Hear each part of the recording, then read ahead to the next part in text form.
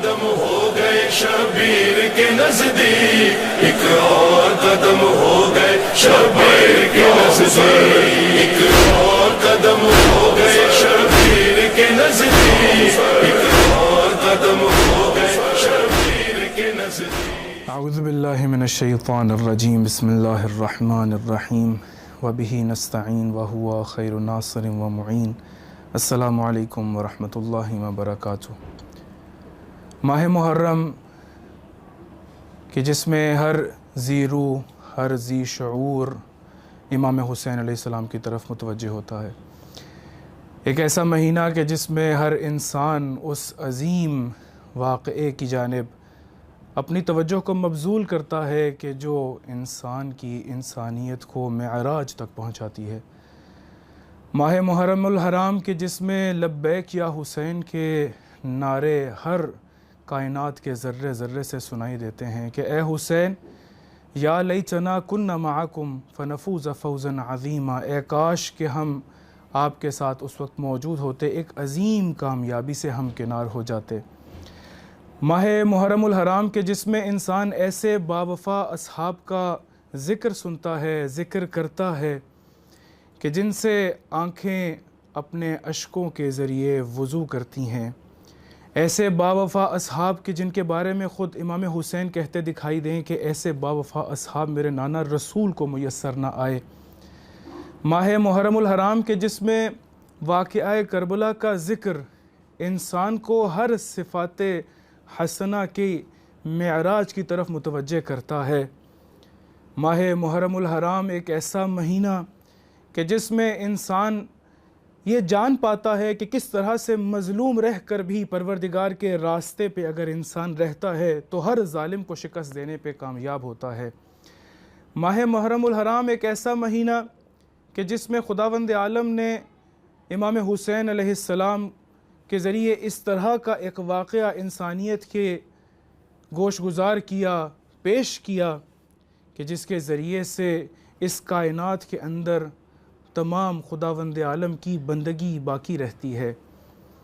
ماہ محرم الحرام ایک ایسا مہینہ کہ جس میں پروردگار انسان کے، یا یہ کہا جائے کہ ہر ذی شعور کے، کہ جس میں شعور ہے، اس کی سانسوں کو تسبیح بنا دیتا ہے کہ معصوم فرماتے ہیں نفس المحموم لظلمنا تسبیح، کہ ہر وہ سانس، ہر وہ نفس کہ جو ہمارے ظلم میں لیا گیا، جو کہ محموم ہے ہمارے اوپر ہونے والے ظلم کے نتیجے میں، اس کو پروردگار تسبیح بنا دیتا ہے، اس کو خداوند عالم عبادت بنا دیتا ہے۔ خالی نفس نہیں کہا، ایسا نہیں ہے کہ صرف سانس لینا عبادت ہے، نہیں، بلکہ اضافت موجود ہے نفس المحموم میں، ایک ایسا نفس، ایک ایسا سانس کہ جو محموم ہے، جو غم زدہ ہے، جو غمگین ہے، جو افسردہ ہے، لظلمنا، معصوم فرماتے ہیں کہ ہمارے اوپر ہونے والے ظلم کے نتیجے میں محموم ہو گیا، افسردہ ہو گیا۔ لظلمنا تسبیح، کہ پروردگار اس طرح کی سانس کو عبادت بناتا ہے، تسبیح بناتا ہے۔ ماہ محرم الحرام کے جس میں انسان ایسے دلیر، شجاع، بابصیرت اور حر صفت افراد کو سنتا ہے کہ جن کے سننے کے بعد انسان کو یقین ہوتا ہے کہ اس زمانے کا حسین بھی ایسے ہی چند افراد کا منتظر ہے۔ ماہ محرم الحرام کے جو انسان کو بتلاتا ہے کہ کس طرح سے ظلم کے ساتھ، ظلم کے مقابلے میں ڈٹا جاتا ہے۔ ماہ محرم الحرام وہ مہینہ کہ جو انسان کو اس بات کی طرف متوجہ کرتا ہے کہ تم مظلوم ضرور ہو، لیکن جب پروردگار کے راستے پر ہو تو تم سے زیادہ قوی کوئی نہیں ہے۔ ماہ محرم الحرام ایک ایسا مہینہ کہ جس میں 61 ہجری میں رہبریت امام حسین کے پاس تھی۔ خداوند عالم کے دشمن، خداوند عالم کے دین کے دشمنوں کے مقابلے میں امام حسین نے قیام کیا، انصار نے، مددگاروں نے معصوم کا ساتھ دیا اور ساتھ دینے کے نتیجے میں ہمیشہ کے لیے یزیدیت کو ختم کر دیا۔ ضروری ہے کہ انسان اس ماہ محرم الحرام میں ان تمام اسباب کی جانب متوجہ ہو کہ جن کی وجہ سے کربلا بپا ہوئی ہے۔ میں اپنی آنکھوں کو اس طہارت اور اس اشک پاکیزہ اشکوں کا وضو کراتا رہوں، لیکن مجھے یہ معلوم نہ ہو کہ کربلا کے بپا ہونے کے اسباب کیا ہیں۔ میں امام حسین علیہ السلام کی مجالس میں ان کے مصائب سن کے گریہ کرتا چلا جاؤں، لیکن مجھے یہ معلوم نہ ہو کہ میرے حسین نے کس کے مقابلے میں قیام کیا تھا۔ میں امام حسین علیہ السلام کی عزاداری میں مشغول رہوں، لیکن مجھے یہ معلوم نہ ہو کہ امام حسین علیہ السلام کی عزاداری کا مقصد کیا ہے، ہدف کیا ہے، کربلا کا ہدف کیا تھا۔ میں کربلا کو محض ایک اتفاق، محض ایک واقعے کے طور پر قبول کرتا چلا جاؤں اور اس کے اوپر گریہ کرتا چلا جاؤں، یہ مقصد نہیں ہے حسین کا، یہ مقصد نہیں ہے سید الشہداء کا، کہ اس مقصد کے لیے معصوم نے اپنا کنبہ قربان کر دیا، اپنی اولاد کو قربان کر دیا، اپنا علی اکبر قربان کر دیا، اپنا علی اصغر قربان کر دیا، اپنے باوفا اصحاب کی قربانی دی، کہ جن کے بارے میں امام حسین نالہ و فغا بلند کرتے ہوئے کہتے ہیں، فرماتے ہیں کہ تمہیں نہیں معلوم کہ تم نے کس کو قتل کیا ہے۔ تم نے میرے ایسے باوفا صحابی کو قتل کیا جو ساری رات میں قرآن کو مکمل کرتا تھا۔ تم نے میرے ایسے باوفا اصحاب کو قتل کیا کہ جو پروردگار کی عبادت میں مشغول رہتا تھا، کہ جس کا ہر عمل، جس کا ہر فعل خداوند عالم کی عبادت ہوا کرتا تھا۔ ضروری ہے کہ انسان ان تمام اسباب کو سمجھے، ضروری ہے کہ انسان ان تمام مقاصد کو، ان تمام جس کی خاطر امام حسین علیہ السلام مدینہ سے قیام کرتے ہیں، مدینہ سے کوچ کرتے ہیں، اپنے جد رسول خدا کی لحد کو چھوڑتے ہیں، اپنی ماں زہرا سلام اللہ علیہا کی لحد کو چھوڑتے ہیں اور ایک یزید کے مقابلے میں آتے ہیں۔ ضروری ہے کہ ماہ محرم الحرام میں اپنے آپ کو انسان آمادہ کرے ان تمام مقاصد کے لیے، ان تمام اہداف کے لیے کہ جس کی خاطر امام حسین علیہ السلام نے قیام فرمایا۔ کیا آیا آج یزید موجود نہیں ہے؟ کیا آیا آج یزیدیت موجود نہیں ہے؟ کیا آیا آج ظلم موجود نہیں ہے؟ کیا آیا آج ہمارے پاس مسلم ممالک کی سڑکیں لہو لہو نہیں ہیں؟ کیا آیا آج ظلم موجود نہیں ہے؟ جہاں جہاں پر ظلم موجود ہے وہاں پر امام حسین کے چاہنے والے بھی موجود ہیں۔ جہاں پر فلسطین کا قضیہ ہو، کشمیر کا قضیہ ہو، شام کا ہو، یمن کا ہو، افغانستان کا ہو، پاکستان کے اندر ظلم ہو، کسی مقام پر بھی ظلم ہو، یزیدیت ہو، وہاں پر امام حسین علیہ السلام کے چاہنے والے موجود ہیں۔ وہاں پر وہ تمام افراد موجود ہیں کہ جو لبیک یا حسین کہتے ہوئے، جو امام حسین علیہ السلام کو لبیک کہتے ہوئے ان تمام ظلم کے خاتمے کے لیے ہمیشہ کوشاں رہتے ہیں۔ ضروری ہے کہ ماہ محرم الحرام میں جب میں اس صدا کو بلند کروں، یا لیتنی کنت معکم فافوز فوزا عظیما، کہ اے کاش امام حسین، اے کاش میرے مولا، اے کاش حسین وقت میں اس وقت 61 ہجری میں موجود ہوتا، آپ کا ساتھ دیتا اور ایک عظیم کامیابی سے ہمکنار ہو جاتا۔